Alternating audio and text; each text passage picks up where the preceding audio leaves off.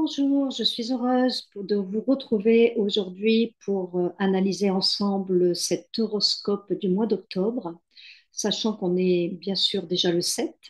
Alors, ben voilà, j'ai pas pu faire la vidéo avant parce que je reviens du Salon Zen qui était très bien, où j'ai pu parler avec plein de gens. Ça change un petit peu de faire des vidéos et de ne voir personne. Ça m'a fait vraiment du bien de voir les personnes en physique. Mais je ne vous oublie pas, je reviens pour vous faire donc cette vidéo pour l'horoscope du mois d'octobre. Alors moi, ce que je vous propose, c'est déjà de voir en général ce qui va, ben voilà, dans quelles énergies on va baigner, dans quelle tendance, je dirais, va se profiler ce mois d'octobre. Et puis ensuite, on ira voir un petit peu plus en détail ce qui se passe. Donc, c'est sûr que par rapport au mois de septembre, on était dans l'énergie de la Vierge.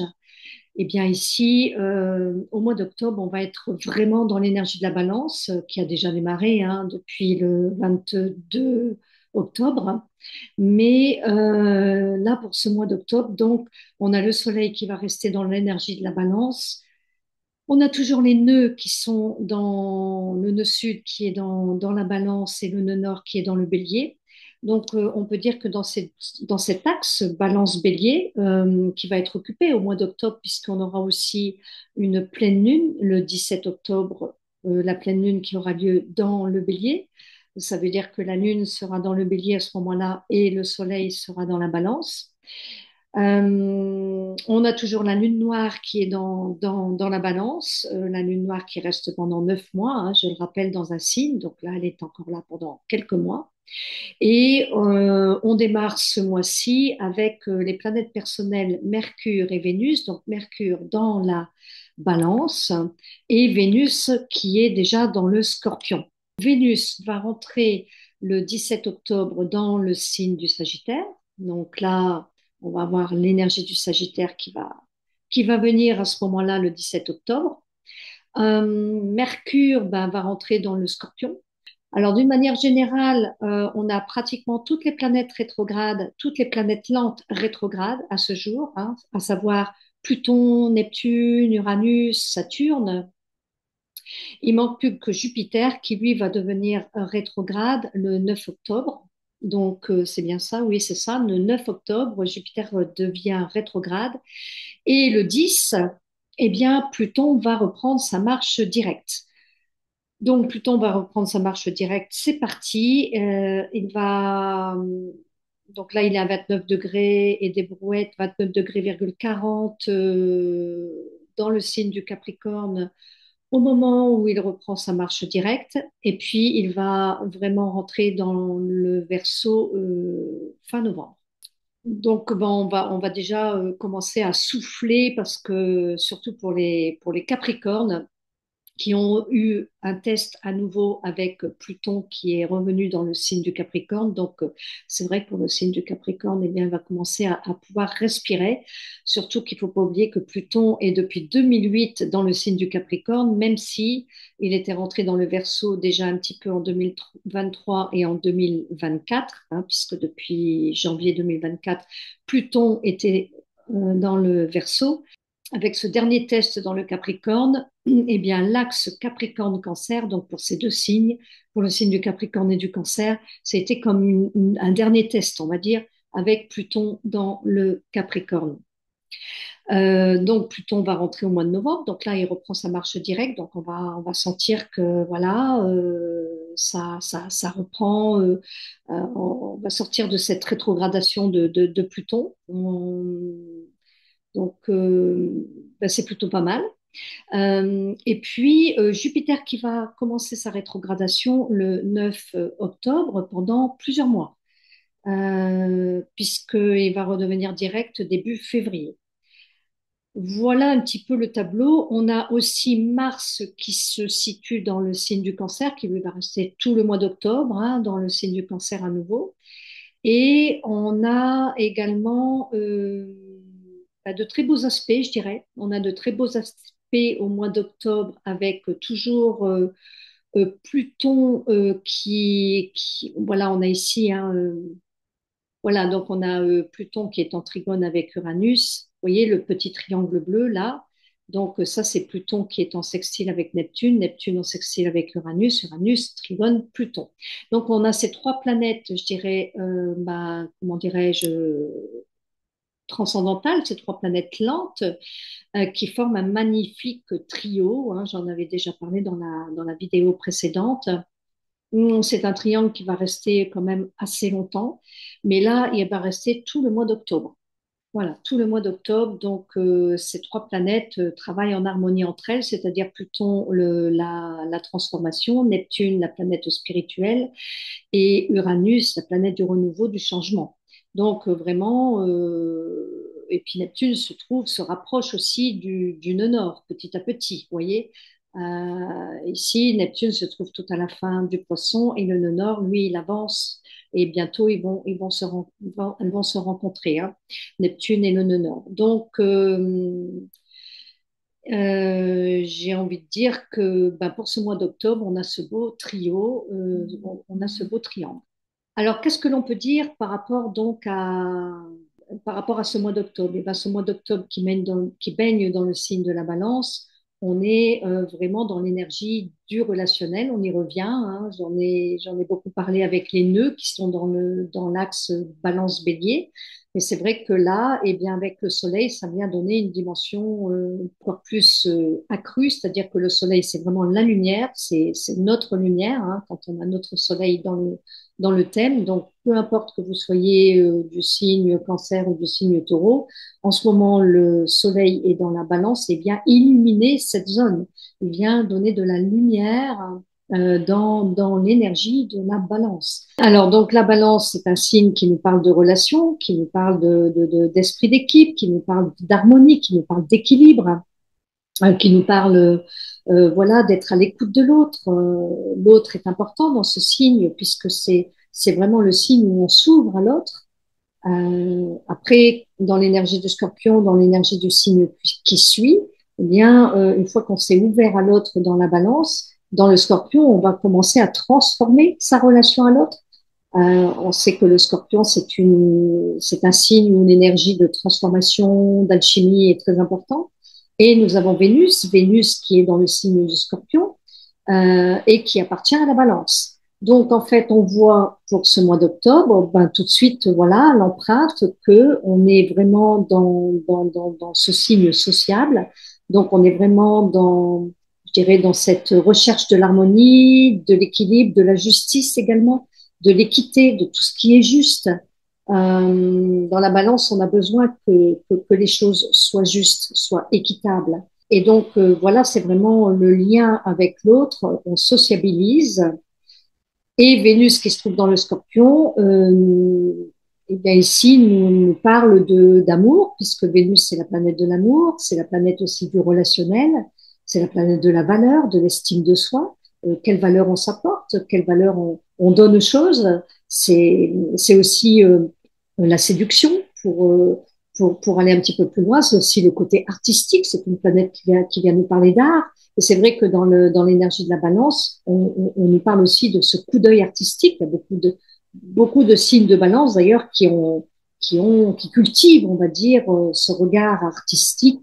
Donc là, Vénus étant dans le Scorpion, eh bien, ça nous parle d'amour là pour le mois d'octobre, en tout cas jusqu'au 17 octobre. Ça nous parle vraiment de transformation de notre manière d'aimer, de transformation de notre relationnel. Donc, c'est de prendre conscience et d'aller vraiment... parce que là, on essaye d'optimiser hein, dans comment moi je vous parle pour la lecture du thème. On essaye de voir comment on peut travailler avec les énergies du ciel pendant tout ce mois d'octobre. C'est ça un petit peu l'intérêt. Et donc, voici quelques conseils en fait. Donc, les conseils par rapport à cette Vénus en Scorpion qui est en exil, c'est-à-dire qui n'est pas forcément des mieux placés, je dirais, dans le zodiaque, puisque elle se trouve en domicile ici, hein, dans le signe du Taureau.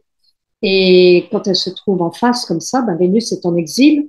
Donc, c'est comme si vous preniez une maison et puis que on mettait la chambre dans la salle de bain, par exemple. Donc, vous voyez, c'est pas des mieux placés, mais on peut tirer profit de ces énergies vénusienne dans le scorpion. Vénus en scorpion, c'est la passion, parce que l'énergie du scorpion est un signe très passionné, hein, un signe qui a besoin de vivre intensément les sentiments, intensément l'amour, qui est dans les extrêmes même. Alors que dans la balance, on est tout dans l'équilibre des choses, on est dans l'harmonie, dans l'équilibre. Donc cette Vénus en scorpion, elle vient donner une touche de passion, une touche de passion qui peut même nous mettre dans la tourmente ou même nous mettre dans quelque chose euh, dans des inquiétudes même, hein, parce qu'il y a peut-être un besoin de changer des choses au niveau de son relationnel peut-être, ou des choses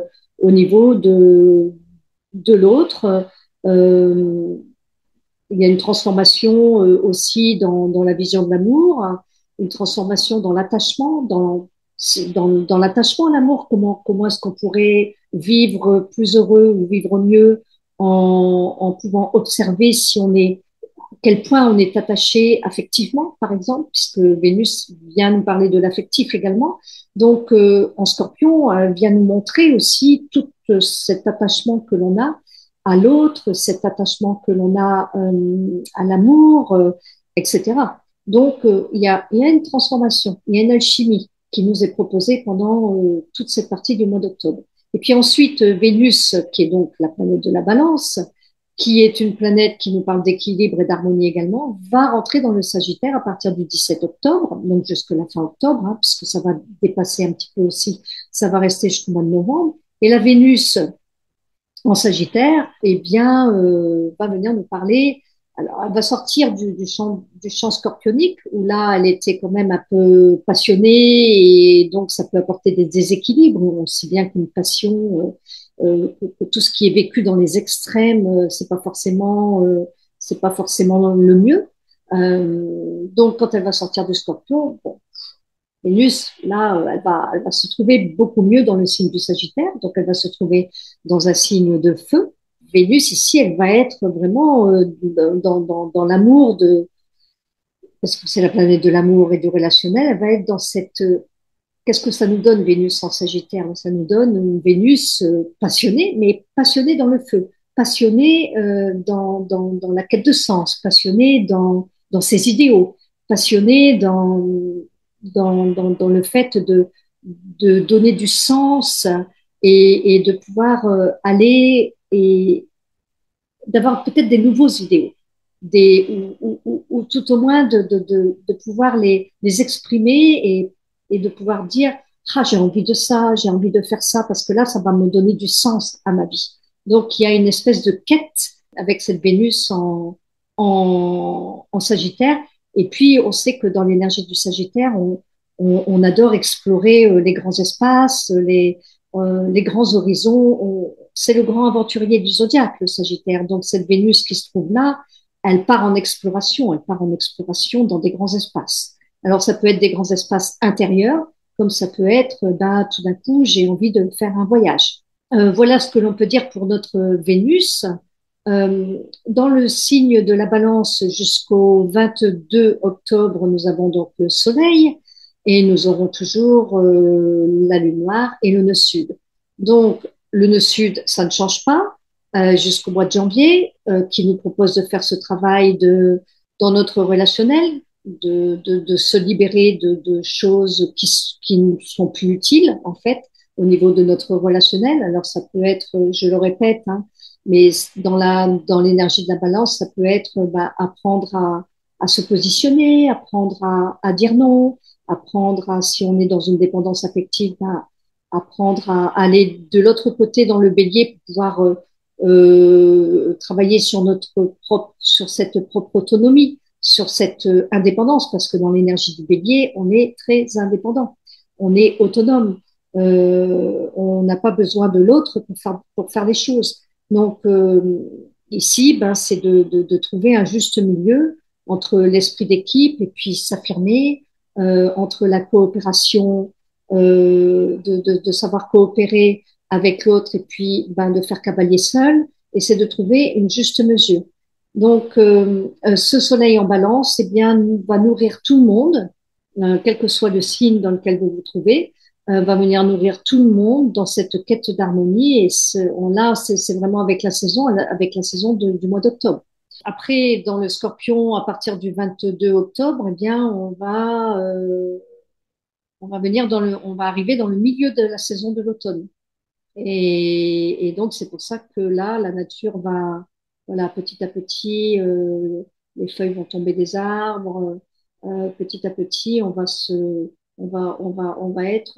trouver dans une saison où la nature se transforme. La nature est en train de mourir. Là, on est au début de l'automne, donc c'est comme si tout était fragile, tout était suspendu en fait. C'est l'équilibre de ce mois-là, de ce début du mois d'octobre, qui est propre à la balance d'ailleurs. Donc voilà pour ça. Et nous avons Mercure qui se trouve dans la balance également.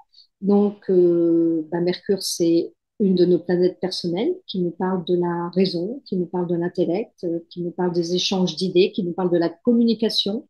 Donc, Mercure vient soutenir ce processus de pouvoir communiquer, de pouvoir échanger et de pouvoir régler des choses aussi par rapport, par exemple, à des contrats ou des partenariats, parce que la balance, c'est aussi le signe qui est associé à la maison 7 et la maison 7 qui est associée à la maison du couple, la maison des associés, la maison des partenariats, la maison des signatures, des contrats. Donc, on peut être occupé ici avec Mercure eh bien pour des signatures de contrat, pour des signatures de partenariat. Les choses avancent avec Mercure ici dans la balance. Et puis quand Mercure va se retrouver dans le Scorpion, ce mois d'octobre, hein, alors c'est quand alors Mercure va se retrouver le 13 octobre dans le Scorpion, et bien là, ça va être la mutation, l'alchimie, de pouvoir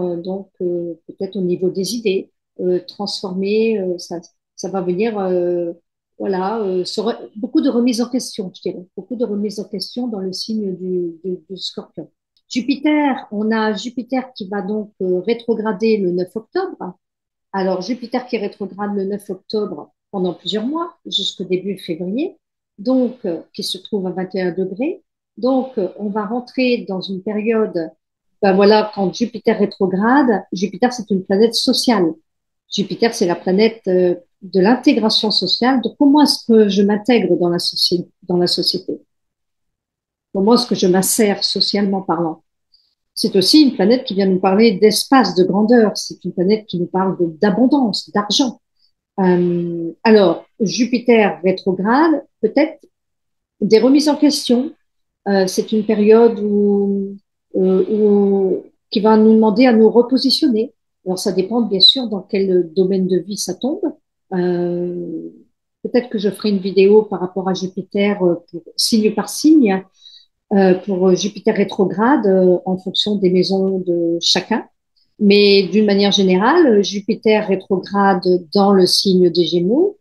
C'est Mercure qui est la planète du Gémeaux. Mercure, Gémeaux, c'est la communication, les échanges, la sociabilité. Donc, comme on est aussi dans le signe de la Balance, qui est un signe sociable, un autre signe d'air, eh bien ici, Jupiter qui rétrograde dans le Gémeaux, ça nous donne comme une espèce de renforcement dans le fait de dire, ben voilà, peut-être apprendre encore des choses de l'autre, peut-être apprendre à se repositionner. Alors, à se repositionner, je dirais, socialement parlant aussi, c'est-à-dire à revoir des choses de notre situation sociale ou de notre position sociale. Ça peut être dans le travail, dans la manière de travailler, dans la manière de, d'échanger avec l'autre dans notre vie professionnelle ou dans notre vie sociale, pas forcément professionnelle. Et donc, ça va durer plusieurs mois. Donc, c'est pas forcément une période on peut faire des choses, attention, hein, on peut signer des contrats, on peut avoir des choses qui arrivent au niveau professionnel. Hein, mais je veux dire, il y a une réflexion. Voilà, on va être plus en forme de réflexion parce que c'est quand même Mercure, la planète de la réflexion, de la raison, de l'intellect dans ce signe du Gémeaux avec Jupiter qui rétrograde, ben, ça va amener une réflexion, peut-être un repositionnement par rapport à différentes choses sociales de notre vie. Alors après, pour tout un chacun, c'est différent. Là, je parle d'une manière très, très générale. Hein. Donc ça, c'est pour Jupiter. Et puis, c'est vrai que pour le mois d'octobre, on n'a pas le carré Saturne-Jupiter. Hein, vous vous souvenez, on avait ce fameux carré de Saturne-Jupiter qui est là depuis, qui se fait sentir depuis mi-juillet, qui a vraiment connu son apothéose au mois d'août, hein, à mi-août, et qui là nous laisse un petit peu de répit, on va dire, pour ce mois d'octobre. Donc ça, c'est plutôt pas mal. Mais comme Jupiter rétrograde, à un moment donné, il va venir rejoindre l'angle, si vous voulez, entre Saturne et Jupiter, et on va retrouver le carré de Saturne et Jupiter au mois de novembre. Donc, pour le moment, on respire un peu entre ce carré Saturne et Jupiter. Saturne, je le répète, mais Saturne, c'est la planète de la restriction, des freins, de la structure, de l'incarnation, donc de la matière. Donc, avec Saturne, tout prend du temps. C'est la planète du temps, d'ailleurs. Et Jupiter, au contraire, lui, il expanse, c'est la planète de l'expansion, il a envie d'aller de l'avant, il va de l'avant, il, il est dans l'espace. Donc, ces deux astres, Saturne et Jupiter, quand ils sont encarrés comme ça donne un défi entre le fait de concrétiser, de matérialiser les choses euh, et d'incarner les choses. Et tout prend beaucoup plus de temps et on peut avoir des freins. Et certains pourraient dire, ben voilà, on me met des bâtons dans les roues. Mais c'est juste parce que Saturne nous demande de bien ancrer la chose et de bien structurer les choses. Donc ça peut être vu aussi d'une manière, d'une manière positive, ce carré, qui nous apprend à structurer et à relever ce défi du temps et de l'espace qui nous amène à relever ce défi entre la matière et le côté spirituel des choses, parce que Jupiter, c'est aussi une planète spirituelle. Quoi qu'il en soit, au mois d'octobre, nous sommes tranquilles, puisque nous n'avons pas ce carré. Voilà un petit peu pour l'ambiance, je dirais, de l'horoscope de ce mois d'octobre. Alors, si j'avance un petit peu, là, je suis au 11 octobre. Donc, vous voyez, on va avoir à partir du 13-14, on va avoir Mercure qui rentre dans le Scorpion. Donc, Mercure nous invite à aller plus profondément dans les choses dans le Scorpion, d'aller chercher la vérité cachée dans le Scorpion. Mercure, c'est un peu le détective privé ici dans le Scorpion, Mercure. Vénus dans le Scorpion, c'est plus je vis intensément mes sentiments. L'amour là devient vraiment source de passion, source d'intensité en fait cette Vénus en Scorpion. Et puis ensuite bon, on voit bien que Vénus donc va rentrer. Si je fais avancer la carte, voilà, Vénus rentre dans le Sagittaire le 18 octobre. Et ensuite, ça va être au tour du Soleil qui va venir se positionner à 0 degré le 23 octobre. Voilà, donc le Soleil dans le signe du Scorpion à partir du 23 octobre, eh bien, ça nous parle d'une énergie complètement différente par rapport à la Balance, puisque le signe du Scorpion, ben, c'est un signe d'eau et c'est un signe qui est vraiment très connecté avec les profondeurs. Les profondeurs, et le soleil va venir illuminer ces profondeurs. Donc, on est dans une énergie beaucoup plus yin, puisque c'est un signe yin, un signe d'eau, un signe réceptif. Et donc, on va être, voilà, d'abord, ça va être le mois des scorpions qui commence. Et donc, ça va être un mois par rapport à l'énergie du scorpion, un mois dans l'énergie de l'alchimie et de la transformation et de la recherche de la vérité et de l'authenticité. Donc voilà un petit peu l'ambiance de ce mois d'octobre pour d'une manière globale. Alors n'hésitez pas si vous avez aimé cette vidéo, laissez-moi un petit commentaire, je vous répondrai avec plaisir. N'hésitez pas à partager, à vous abonner. Et moi, je vous dis à très vite pour une prochaine vidéo.